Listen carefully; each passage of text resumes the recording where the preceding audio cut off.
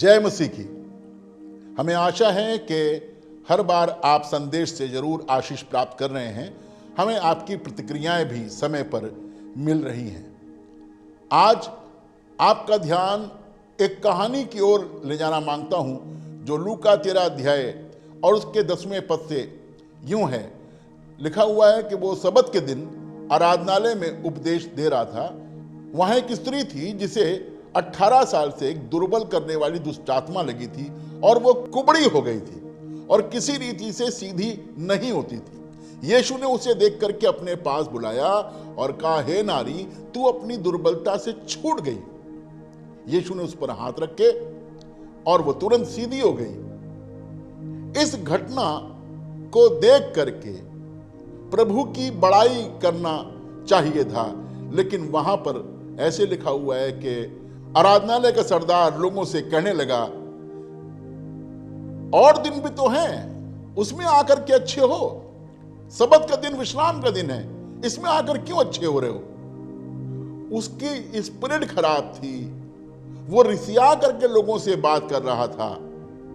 यीशु मसीह को उसको समझाना पड़ा और बताना पड़ा कि भाई, जब तुम गधे के लिए सेवा कर सकते हो और सबत के दिन काम कर सकते हो, तो इंसान है, प्रभु ने बनाया है। इस तरह से वो उनको समझा रहा था। तब आगे लिखा हुआ है, तब लोग जो आश्चर्य कर्म उसने किए थे वो देख करके प्रभु की बड़ाई करने लगे, आश्चर्यचकित हो गए। कई बार ऐसा ही माहौल प्रभु के भवन में, प्रभु की कलीसिया में देखने को मिलता है।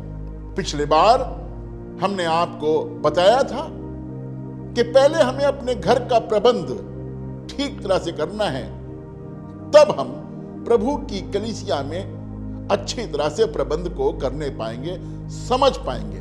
तो पहले घर और फिर कलीसिया, यानी घर से हम बर्ताव करना सीखते हैं, व्यवहार करना सीखते हैं। तो आज जो मैं आपको बताने जा रहा हूं वो मत्ती 5 अध्याय उसका 7वां पद है। धन्य है वे जो दयावंत हैं, क्योंकि उन पर दया की जाएगी। घर पर दया बता चुका हूं, आज प्रभु की कलीसिया में दया के बारे में आपको बता रहा हूं। प्रभु की कलीसिया में कुड़कुड़ाने वाले भी हो सकते हैं, धन्यवाद करने वाले भी हो सकते हैं। हमें धन्यवाद करने वाला, प्रभु की बड़ाई करने वाला, प्रभु की प्रशंसा करने वाला बनना है, ताकि मेरे व्यवहार से कलीसिया पर दया हो सके। प्रभु के वचन में लिखा हुआ है, और ये मिलेगा आपको इब्रानियों 10 अध्याय और उसका 25 पद है। और एक दूसरे के साथ, यहां लिखा है, और एक दूसरे के साथ इकट्ठा होना ना छोड़े। इकट्ठा होना ना छोड़ें। और एक दूसरे के साथ इकट्ठा होना ना छोड़ें, जैसे कि कितनों की रीति है। जैसे कि कितनों की रीति है। कितनों ने इकट्ठा होना छोड़ दिया, कितनों ने धन्यवाद करना छोड़ दिया, कितनों ने चर्च आना छोड़ दिया, कितनों का मन प्रार्थना करने में नहीं लगता है। इकट्ठा होना ना छोड़ें, जैसे कि औरों की रीति है, पर आगे, पर एक दूसरे को समझाते रहें। पर एक दूसरे को समझाते रहें। और ज्यों-ज्यों उस दिन को निकट आते देखो। और जैसे जैसे उस दिन को निकट आते देखें, त्यों-त्यों और भी अधिक यह किया करो। त्यों-त्यों और भी अधिक ऐसा ही किया करो। हम इकट्ठा हों, हम एक दूसरे के साथ संगति रखें। प्रभु ने हमारे लिए एक जगह ठहराई है, हमारे लिए एक स्थान ठहराया है, जहां पर हम हर हफ्ते या हफ्ते में और भी दिन जो ठहराए गए हैं, जा करके जमा हो सकते हैं, प्रार्थना कर सकते हैं। देखिए, जैसे मैंने आपको बताया कि कलीसिया में 2 तरह के लोग होते हैं, लेकिन प्रभु यीशु मसीह ने वहां पर लोगों को समझाया। अगर एक ने भड़काया तो प्रभु ने समझाया। हमें भी ये वाली रीति अपनाने की आवश्यकता है कि हम लोगों को समझाएं, लोगों को इनकरेज करें। अपनी विश्वास योग्यता, अपनी दया हम कलीसिया के प्रति दिखाएं, क्योंकि प्रभु यही चाहता है। देखिए, अगर हम वचन का अध्ययन करें तो कलीसिया दो प्रकार की है। एक है चर्च यूनिवर्सल, सार्वभौमिक कलीसिया, विश्वव्यापी कलीसिया, और एक है स्थानीय कलीसिया, लोकल चर्च। जब तक हम स्थानीय कलीसिया में रेगुलर नहीं हैं, तब तक हम विश्वव्यापी कलीसिया में, सार्वभौमिक कलीसिया में भी हम रेगुलर नहीं हो सकते। हमें पहले एक परिवार का हिस्सा बनना है, तब हम घराने का हिस्सा बनते हैं। इफिसियों 3 अध्याय और 15 पद में लिखा है, मैं परमेश्वर के आगे घुटने टेकता हूं, जिससे स्वर्ग और पृथ्वी के सारे घराने का नाम रखा जाता है। घराना स्वर्ग में भी है, घराना पृथ्वी पर भी है। तो हमें इस वाली बात को जानना है कि हम पृथ्वी के घराने के कारण ही स्वर्ग के घराने का व्यवहार सीखते हैं। देखिए, लिखा है 2 या 3 जो पृथ्वी बांधेंगे वो स्वर्ग में बन जाएगा। तो 2 या 3 जब सहमत होते हैं तो सहमति स्वर्ग तक जाती है। तो हमें भी इसी तरह से अपनी कलीसिया में विश्वास योग्य होने की जरूरत है। सबसे पहले हमें विश्वास योग्य होना है अपने पास्टर के प्रति, अपने सेवक के प्रति। सुनिएगा ध्यान से, सेवक क्यों है, किस काम के लिए सेवक है? ऐसे लिखा है कि सेवक परमेश्वर के वचन को सुनाने वाला है। और सेवक के लिए लिखा हुआ है इब्रानियों 13 अध्याय उसके 17 पद में कि अपने सेवकों के लिए हमें प्रार्थना करने की जरूरत है, क्योंकि वो रात रात भर हमारे लिए जागते हैं। हम जिस तरह से अपने पासबान को देख रहे हैं, अपने पादरी को देख रहे हैं, हम असलियत में उसे वैसा नहीं देख रहे हैं। हम नहीं देखते हैं कि कब वो हमारे लिए प्रार्थना करता है, कब वो हमारे लिए बोझ उठाता है, कब वो रात में हमारे लिए उठ जाता है, हमारा नाम ले लेकर के प्रार्थना करता है। हमसे जो दुर्व्यवहार हो जाते हैं उनके लिए भी प्रार्थना करता है, उससे जो दुर्व्यवहार हो जाता है उसके लिए भी प्रार्थना करता है। वो अपने लिए क्षमा मांगता है, आपके लिए क्षमा मांगता है। शायद अभी तक बहुत से लोग अपने पासबान के इस बर्डन को, इस प्यार को, इस दया को समझ नहीं पाए हैं। वो आप पर दया कर रहा है, क्या आप उस पर दया कर रहे हैं? नीति वचन में बताया गया है 6 अध्याय उसका 23 पद है, लिखा है, आज्ञा तो दीपक और शिक्षा ज्योति है, और सिखाने वाले की डांट जीवन का मार्ग है। जो पासबान है, जो पास्टर है, वो आपको आज्ञा भी देगा, वो आपको शिक्षा भी देगा, वो आपको डांटेगा भी।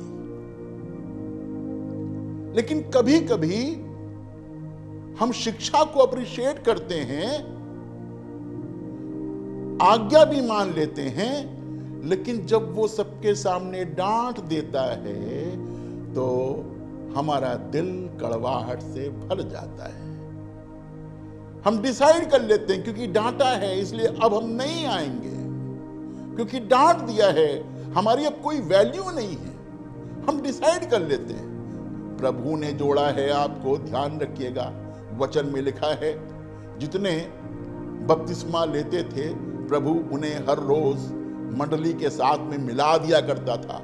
आप अपनी मर्जी से कलीसिया में नहीं जुड़े हैं, हम अपनी मर्जी से कलीसिया में नहीं जुड़े हैं। परमेश्वर ने हमें जोड़ा है। जिसने हमको जोड़ा है, हमें उसके सम्मान करने की आवश्यकता है, हमें उसको महत्व देने की आवश्यकता है। जो पासबान प्रभु ने रखा है हमारे ऊपर, नए जन्म वाली कलीसिया पर, जो पासबान प्रभु ने हमको दिया है, नए जन्म पर विश्वास करने वाली और उन्नति को मानने वाली कलीसिया में यदि आप जुड़े हुए हैं तो आपको अपने पासबान की बातों का आदर करना चाहिए।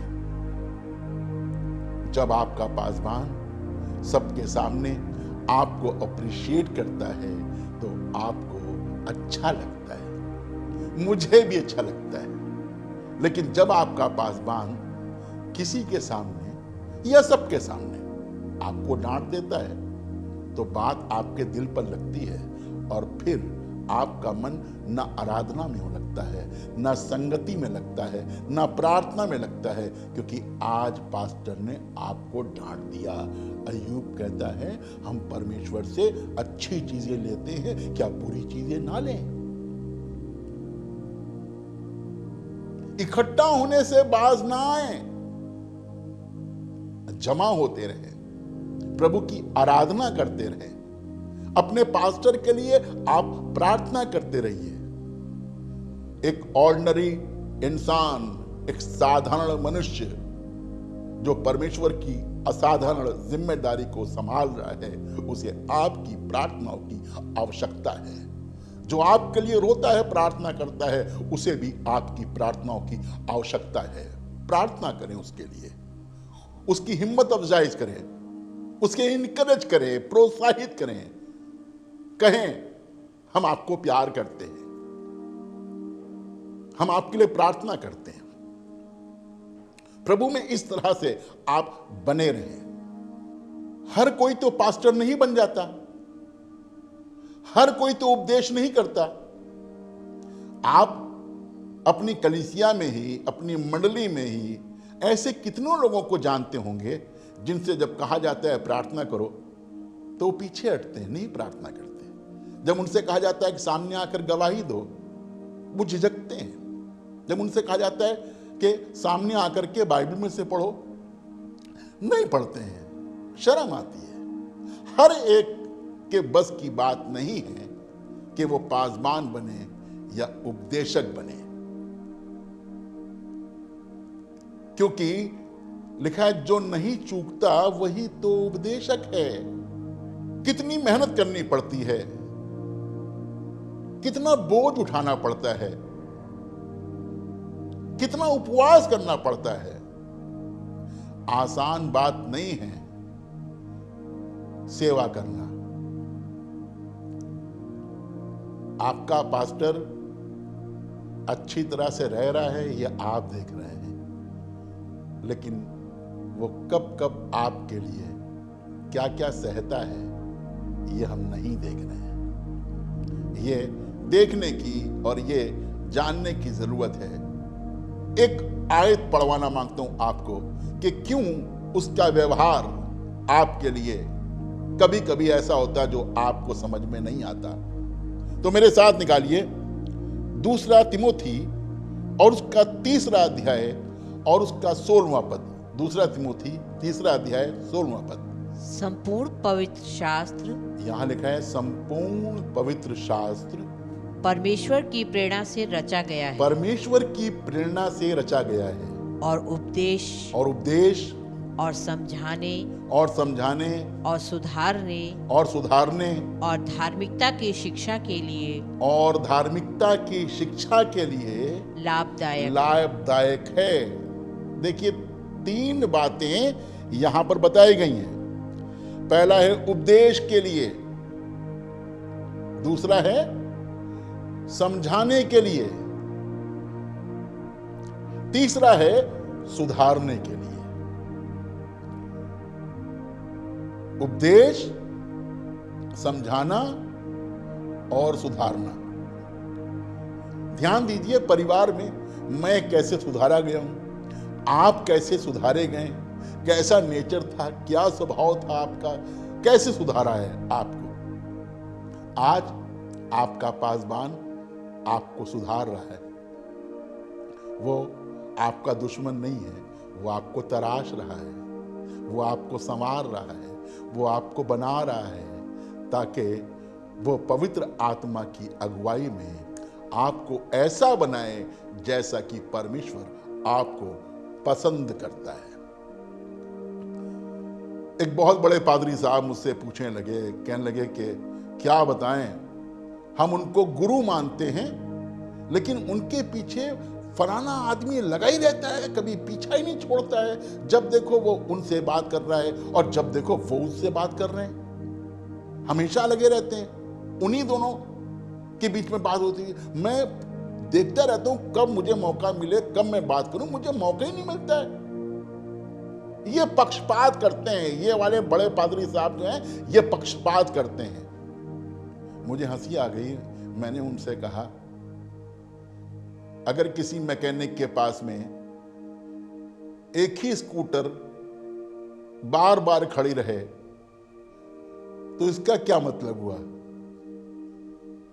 कहने लगे इसका मतलब है कि उस स्कूटर को ज्यादा मरम्मत की जरूरत है। तो मैंने कहा आप समझ लीजिए, वो जो हैं उन्हें ज्यादा मरम्मत की जरूरत है। हम चिढ़ जाते हैं, हमारी समझ में नहीं आता, हम इधर उधर देखने लगते हैं कि ऐसा क्यों है, ऐसा क्यों है, हम समझ नहीं पा रहे हैं। आपका पास्टर आपको प्यार करता है। जब हम समझ नहीं पाते तो हम खार उतारते हैं। किस बात पे खार उतारते हैं? हम भेंट नहीं देंगे, हम दशमांश नहीं देंगे, और फिर हम बातें बनाते हैं कि क्यों दें और कि कहां लिखा है, कैसा है। मैं दशमांश की बात आपको नहीं बता रहा हूं, शिक्षा कभी और आपको दूंगा, लेकिन बता रहा हूं आपको कि ऐसा होता है। और हम अपनी विश्वास योग्यता इकट्ठे होने में छोड़ देते हैं, पासबान के साथ बने रहने में छोड़ देते हैं, आपस में एक दूसरे के साथ संगति रखने में छोड़ देते हैं, और देने में हम अपनी विश्वास योग्यता छोड़ देते हैं। भूल जाते हैं कि इससे प्रभु की सेवा होती है, प्रभु ने दिया है, हम प्रभु का दे रहे हैं। यह उचित नहीं है। कई लोग कहते हैं कि यह पुराने नियम की शिक्षा है, यीशु मसीह ने कभी कहा नहीं है। तो मैं आपको जो यीशु मसीह ने कहा वो भी बता देता हूं। मत्ती 23 अध्याय का 23 पद है, जहां पर यीशु मसीह शास्त्रियों और फरीसियों से कुछ कह रहे हैं और उनसे कह रहे हैं तुम सौंफ पे, तुम पुदीने पे, तुम जीरे पर दशमांश देते हो, और तुमने व्यवस्था की जो गंभीर बातें हैं जैसे न्याय, दया और विश्वास, इनको छोड़ दिया है। उचित तो यह था कि तुम वो भी करते रहते और इन्हें भी नहीं छोड़ते। यानी यीशु मसीह बताना मांग रहा है कि कई लोग भेंट भी देते हैं, दशमांश भी देते हैं, लेकिन उसके साथ में न्याय, दया और विश्वास नहीं होता है। मैं आपसे कहना मांगता हूं, अगरचे हम अपनी भेंट पर ही खाली यकीन करते हैं, हम अपने दशमांश पर यकीन करते हैं, और कभी भी निष्ठुर होकर के, कठोर होकर के भेंट नहीं देते हैं, दशमांश नहीं देते हैं, विश्वास योग्य नहीं रहते हैं, तो ना तो हमारे पास में न्याय है, ना हमारे पास दया है, ना हमारे पास विश्वास है। इसके साथ में यह जरूरी है, यह जरूर होना चाहिए। देखिए, यीशु मसीह मंदिर में बैठ करके यह देखता था कि लोग किस तरह से आकर भेंट देते हैं। विधवा सब कुछ ले आई थी 2 दमड़ी के रूप में, अप्रिशिएट किया उसने, देने वालों को अप्रिशिएट करता है। कई लोग मुझसे पूछते हैं कि क्या अपना दशमांश हम कहीं और नहीं दे सकते, क्या अपनी भेंट हम कहीं और नहीं दे सकते। मैं पूछूं आपसे, सब स्कूल बहुत अच्छे हैं, एक दिन आपको स्कूल से कुछ नाराज होना पड़ा तो उस महीने की फीस आपने दूसरे स्कूल में भेज दी? नहीं। यीशु मसीह ने कहा कि जो कैसर का है वो कैसर को दो, और जो परमेश्वर का है वो परमेश्वर को अदा करो। हम दशमांश के बारे में कुछ अपने आप डिसाइड नहीं कर सकते, इसे आपको स्थानीय कलीसिया में ही देने की आवश्यकता है। आप विश्वास से दे रहे हैं, विश्वास योग्यता के साथ दे रहे हैं, प्रभु देख रहा है। संगति रखें, पासबान के साथ बने रहें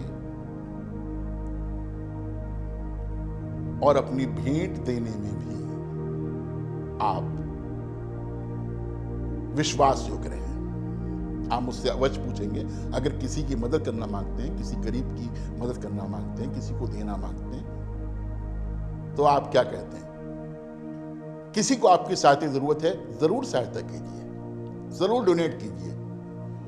प्रभु ने दशमांश अपने लिए रखा है, पवित्र ठहराया है और 90% आपको दिया है। आप 90% में डिसाइड कर सकते हैं कि आपको किसकी सहायता करनी है। उसके लिए प्रभु आपको रोकता नहीं है। विश्वास योग्यता आपकी कलीसिया के साथ। दिल खराब हो, दिल ठीक कर लीजिए। दिल अच्छा हो, धन्यवाद कीजिए। पासबानी कोई बात बुरी लगे, आप जा करके बोल दीजिए। लोगों को कोई बात बुरी लगे, आप जा करके बोल दीजिए। क्षमा मांगिए, मेल मिलाप कीजिए, एक दूसरे को समझाइए, क्योंकि यही कलीसिया की रीति है। प्रभु ने आपको कलीसिया में इसलिए रखा है ताकि आप इस कलीसिया के जरिए उन्नति करें। मैं आपसे भेंट और दशमांश की बातें अपने लिए नहीं कर रहा हूं। आप जिस कलीसिया में जाते हैं, जहां के आप सदस्य हैं, जहां के सेवक आपके लिए रात दिन प्रयास करते रहते हैं, प्रभु से प्रार्थना करते रहते हैं, आपके साथ लगे रहते हैं, घर आकर के आपका हालचाल लेते हैं, फोन करके आपके बारे में पूछ लेते हैं,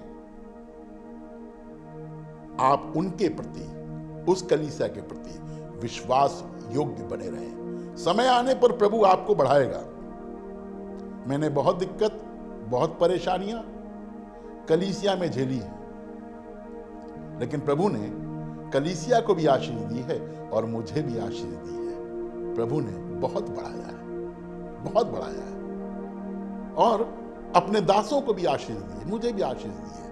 आप भी अपनी कलीसिया में एक आशीष बने, एक दया के रूप में आशीष बने, ताकि आप पर भी दया की जाए। प्रभु की करुणा पीढ़ी से पीढ़ी तक बनी रहती है। प्रभु की दया पीढ़ी से पीढ़ी तक बनी रहती है। अगर आप चाहते हैं पीढ़ियों का परमेश्वर आपके साथ में पीढ़ी दर पीढ़ी बना रहे, तो आप कलीसिया पर दया कीजिए, विश्वास योग्य बने रहिए। एक आखिरी आयत देकर ही खत्म करूंगा और वो मिलेगा रोमियो 12 अध्याय और उसका 12 पद है। सुनिएगा ध्यान से, रोमियो 12 अध्याय और उसका 12 पद, जहां ऐसे लिखा, सुनिएगा। आशा में आनंदित रहो। लिखा है, आशा में आनंदित रहो। आशा में, आशा उसे कहते हैं जो अभी दिखाई नहीं पड़ता है। आपको अभी कुछ दिखाई नहीं पड़ रहा है, कोई फ्यूचर नजर नहीं आ रहा है। देखा, आशा में आनंदित रहो, क्लेश में स्थिर रहो। हैं? आशा में आनंदित रहो, क्लेश में स्थिर रहो। ऐसा नहीं मुसीबत आ गई, क्लेश आ गया तो भाग लिए। क्लेश में स्थिर रहो, जब मुसीबत आए तो स्थिर रहो। आशा में आनंदित रहो, क्लेश में स्थिर रहो, प्रार्थना में नित्य लगे रहो। और प्रार्थना में नित्य लगे रहो। ये लगन, ये दया कहलाती है। ये लगन विश्वास योग्यता कहलाती है। बने रहना, क्लेश में स्थिर रहना, आशा में आनंदित रहना और निरंतर प्रार्थना करते रहना आपको जरूर उन्नति देगा। आपके द्वारा आपकी कलीसिया में बहुत से लोग आशीष पाएंगे। धन्य हैं वे जो दयावंत हैं, क्योंकि उन पर दया की जाएगी। आइए प्रार्थना करें। प्रभु, धन्यवाद करते हैं, तुम्हारा अच्छा प्रभु है। हाँ प्रभु, बहुत बार माहौल हमारे हृदय को, हमारे दिल को खराब कर देते हैं। बहुत बार हम वाद विवाद में फंस जाते हैं। बहुत बार हम तर्क में उलझ जाते हैं। हमारा दिल खराब हो जाता है, मन उचाट हो जाता है। प्रार्थना करने का, संगति करने का, भेंट देने का, दशमांश देने का मन नहीं करता। प्रभु, हम जाने कि यह मन हमें धोखा दे रहा है, यह मन हमें प्रभु से दूर लेकर के जा रहा है। प्रभु, तेरी विश्वास योग्यता के बारे में हम सीख रहे हैं। धन्य हैं वे जो दयावंत हैं, क्योंकि उन पर दया की जाएगी। दया कर, ताकि हमारे सुनने वाले जहां कहीं कलीसिया में जाते हैं, वो अपनी कलीसिया में अपने पासबान के प्रति, अपने लोगों के प्रति और प्रभु देने के प्रति विश्वास योग्य बने रहे। प्रभु यीशु मसीह के नाम से मांगते हैं, आमीन।